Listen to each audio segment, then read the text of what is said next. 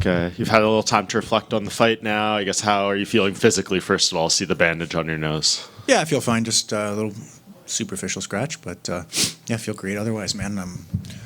You're not going to get out of there after 15 minutes without being a little banged up, but I'm pretty damn pale, so this is more just like, I'm like a sheet of paper, man. You hit me with something, it's like red marker on there, so I don't wear damage the best, but no, I'm fine.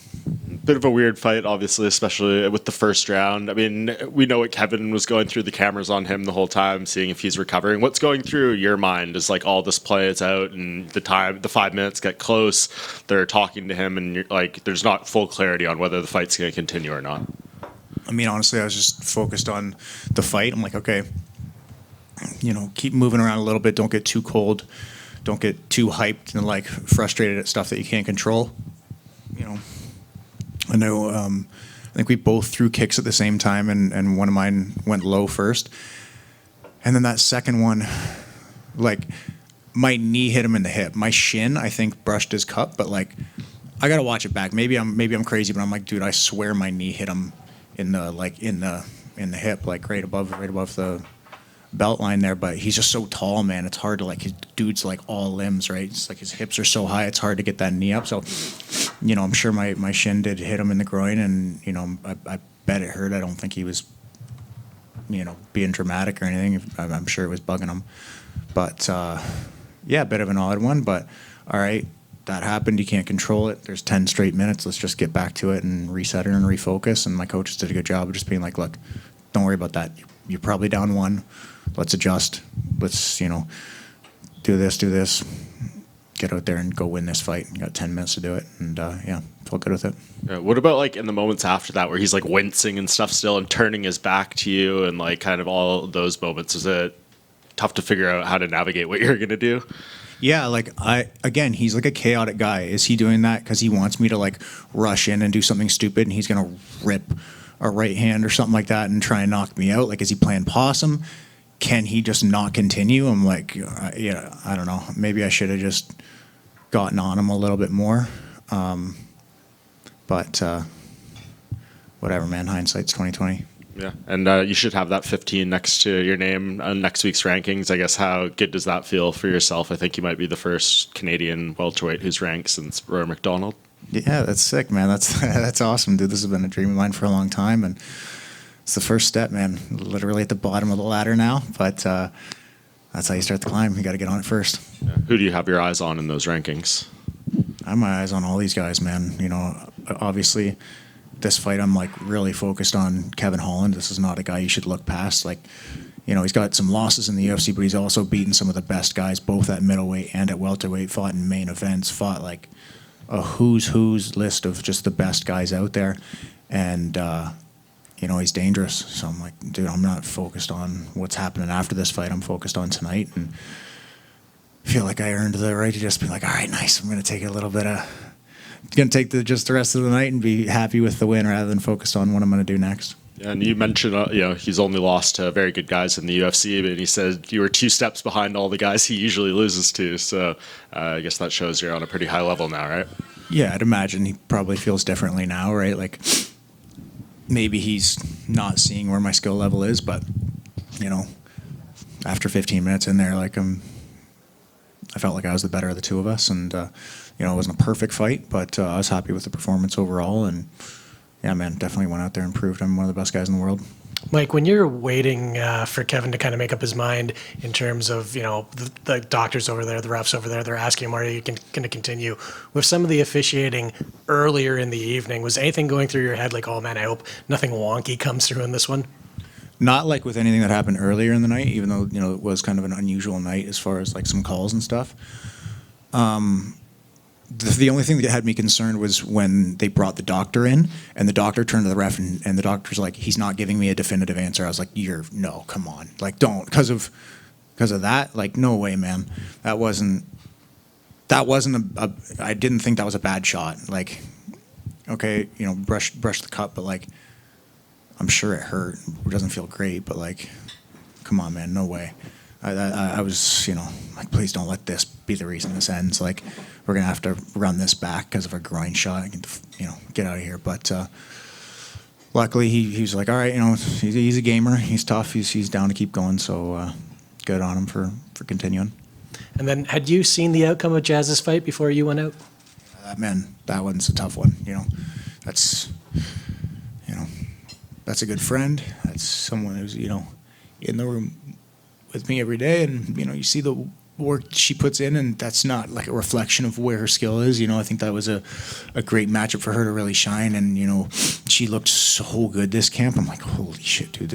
I don't want to be a 125-pound chick having to get in the cage against Jazz, man. She's so good. She works so hard. She's so dedicated. She's got such a great attitude every day. She just brightens the room with her work ethic, and is joking around, and we all have bad days in the practice room, but is never like too down on herself, and she's a big inspiration. So my heart goes out to her. We've had that now where it's been the opposite outcome for both of us. UFC Toronto, I had a big letdown at the very end of the fight, and she had one of the most dominant fights statistically in UFC history. It's like, and then she had a really rough night tonight, and then I had a great night, and it's just, you feel so happy for yourself, but then like one of your good friends and teammates has a really rough night. It's tough. Tons of respect for my wrestling coach Chris Prickett, who's engaged to Jazz. He's both of our wrestling coaches, and he got her into MMA, and you watch your fiance and like get hurt like that, and all that work comes crashing down, and just it's so definitive and like punctual it's so punctuated at the end where like it's final, right? And he had to come backstage and just wipe the slate clean and be there for me, and I didn't feel anything negativity wise or loss of focus from Prickett. So like, man, I don't envy having to have his job tonight, but man, what a fucking beauty for being able to rally for me. So much appreciated. And then as soon as I got stitched up, he's like, all right, I gotta go be with Jazz. Like, yeah, of course, man. Tell her I love her, and I'm proud of her, and hope she's doing okay. And then last one for me. Toronto's kind of been like an every other year destination for the UFC, so you're hoping maybe to see that early in 2026. Do you have any idea on timeframes for when you want to get back? Yes, that sounds great.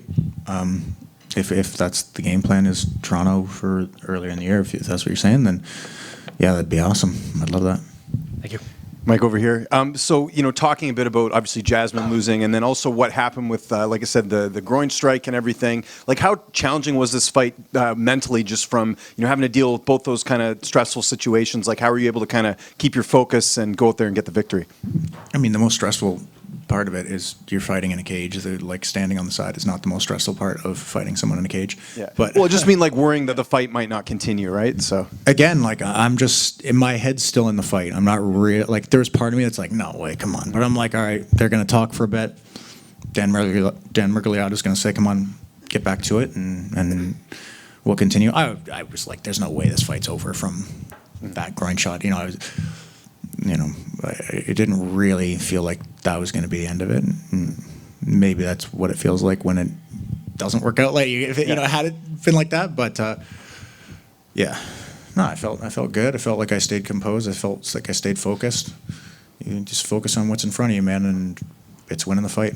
Were you worried they were going to take a point away? Because that happened earlier, right, with the groin shot. Yeah, that I was a little more worried about, because that would have put me in a real different spot where probably would have had to get the finish. And fuck, I almost did get the finish at the end of the third, dude. That arm triangle, I should have cinched it just 5% deeper, because that was close, man.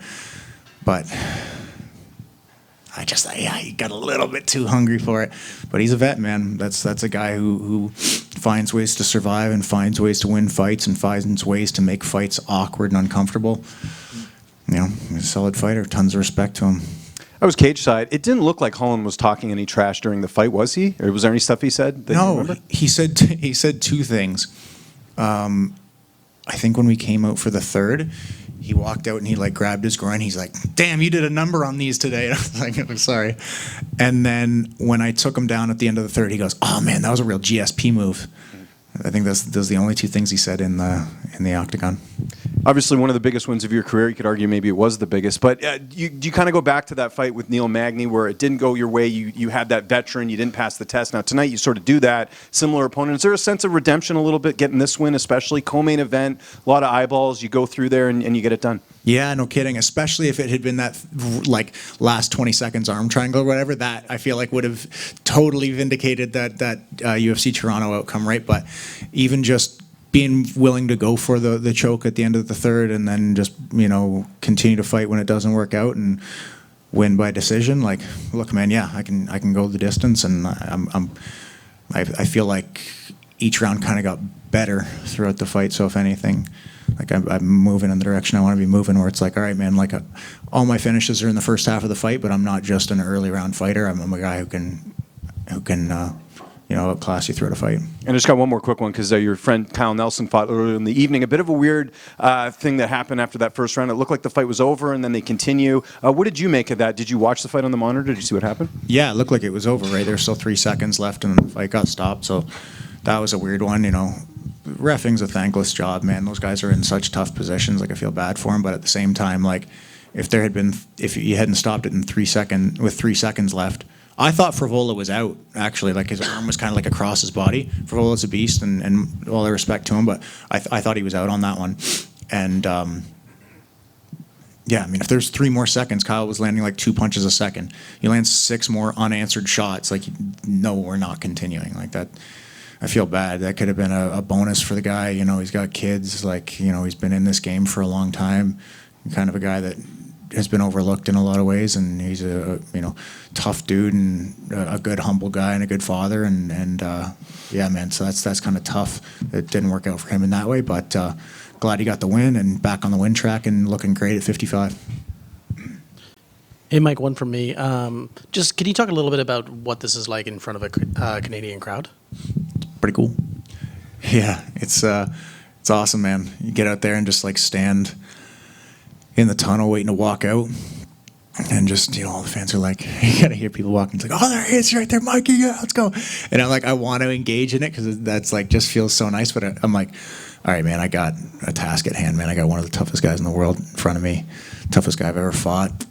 I gotta be ready to turn this on. So staying dialed, staying focused, and walking out, taking my moments to like appreciate it. Walk into the cage and just hold my hands up and kind of look around like, all right, man, like we're fighting in front of 20,000 people. There's tons of fans in here. Like, Canadian fans are the best MMA fans out there, right? Like statistically, we're most fans per capita in the world. So yeah, it feels great getting to go out there in front of the Canadian fans, but looking forward to the next one.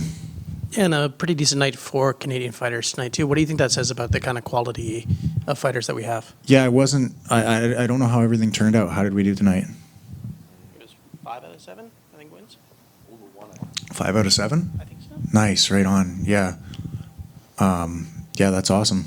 I mean, that says great things about Canadian MMA, right? Like, sometimes you have great nights, sometimes you have tough nights, and the fans are kind of ruthless. After UFC Toronto, it's like, man, Canadian MMA sucks. But after Vancouver, it's like, man, Canadian MMA might be the next big thing. It's like you just have like one great night, a few good fights, and people are like, man, this might be the fight country of the world. And it's like, all right, well, just happy the Canadians did well. Team Canada, baby. Thanks.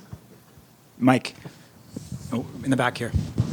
How do you prepare to fight someone like Kevin Holland, who has such an orthodox striking style? I mean, tonight he wasn't really able to connect, and I think a lot of ways a lot of his shots came from various angles. How do you prepare mentally and physically for a striker like him? I brought in a lot of long guys to work with, long kickboxers, long Thai boxers, long MMA fighters, guys that were quite a bit bigger than me, a lot of middleweights.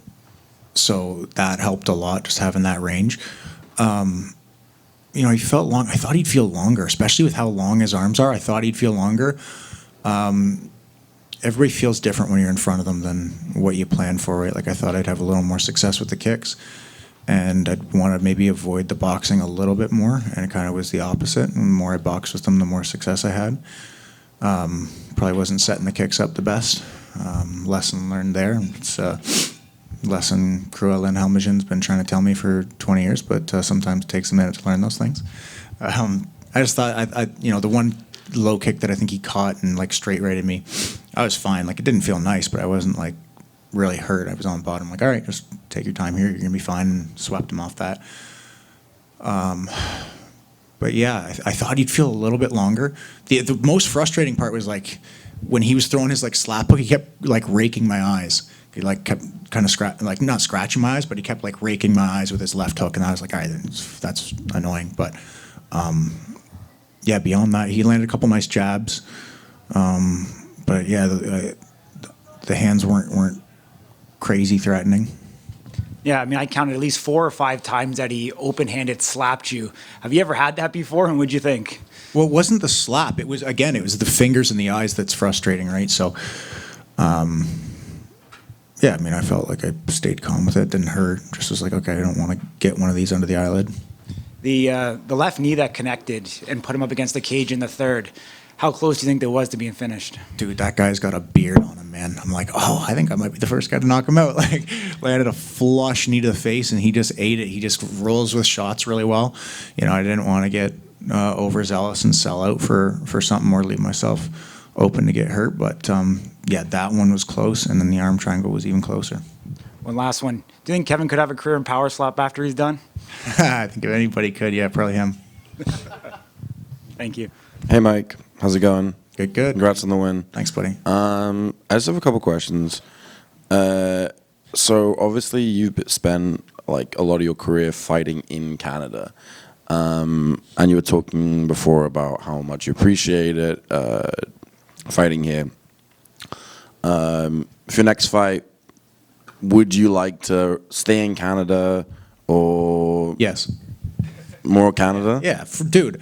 Would I rather be a co-main event in Canada or just a dude on like some American show? Yeah, I would way rather be a co-main and I come out and get, all the reception. The fans are all stoked. Like, I'm well aware that I don't hold the same as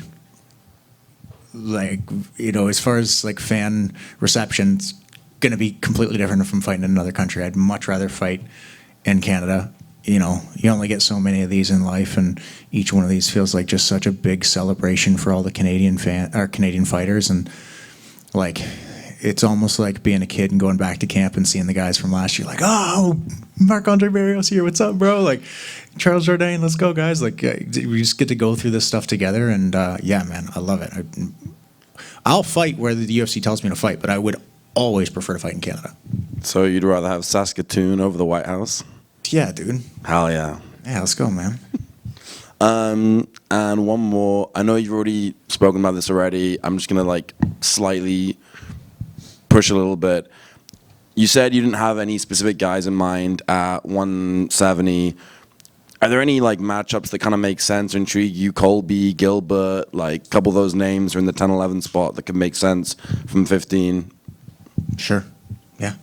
Also, fucking missed opportunity, but it says Saskatoon or the White House, Little House on the Prairie over the White House. So how about that, man? Oh, you got